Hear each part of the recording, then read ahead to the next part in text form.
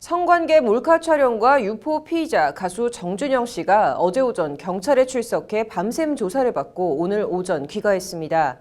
주변에 정준영 몰카 찾는 분들 많으신 걸로 알고 있는데요. 잠자는 법안을 깨워라. 오늘은 몰카 관련 법안입니다. 장한지 기자입니다.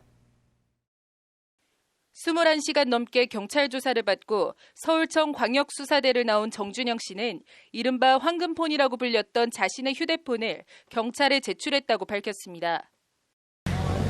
조사 성실히 솔직하게 진술했습니다. 그리고 회자되고 있는 황금폰에 대해서도 다 있는 그대로 다 제출하고 솔직하게 모든 거 다 말씀드렸으니까. 앞서 정준영 씨는 그제 소속사를 통해 동의를 받지 않은 채 여성을 촬영하고 이를 SNS 대화방에 유포했다며 혐의를 모두 시인했습니다. 정 씨가 받는 혐의는 성폭력 범죄의 처벌 등에 관한 특례법상 카메라 등 이용 촬영죄 위반입니다. 해당 법안은 성적 욕망이나 수치심을 유발하는 신체를 허락 없이 촬영한 경우 최대 징역 5년형에 처할 수 있도록 하고 있습니다.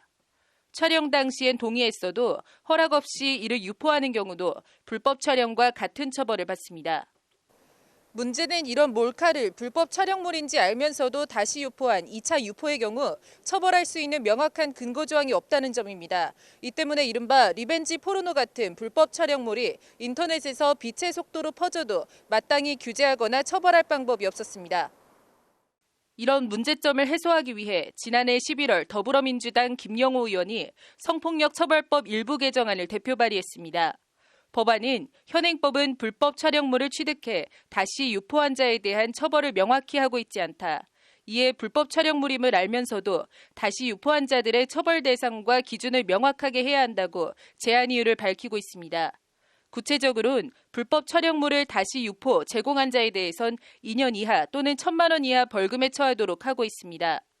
법안은 특히 불법 촬영물을 영리 목적으로 다시 유포한 때에는 최대 징역 7년까지 처벌하도록 형량을 강화했습니다. 포르노 사이트 등에 몰카를 업로드하고 수익을 얻는 행위를 엄단해 몰카 유포를 차단하겠다는 것이 법안을 대표 발의한 김영호 의원의 설명입니다.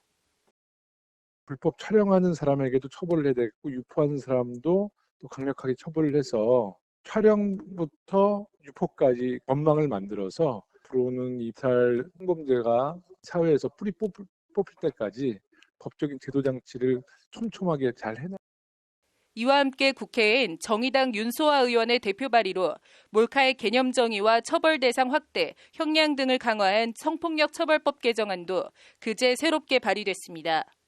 법안은 촬영 대상자를 괴롭히거나 협박할 목적으로 몰카를 촬영 또는 유포한 경우 형의 2분의 1까지 가중 처벌하고 몰카를 이용한 경제적 이익에 대한 몰수, 추징 규정 신설 등의 내용을 담고 있습니다.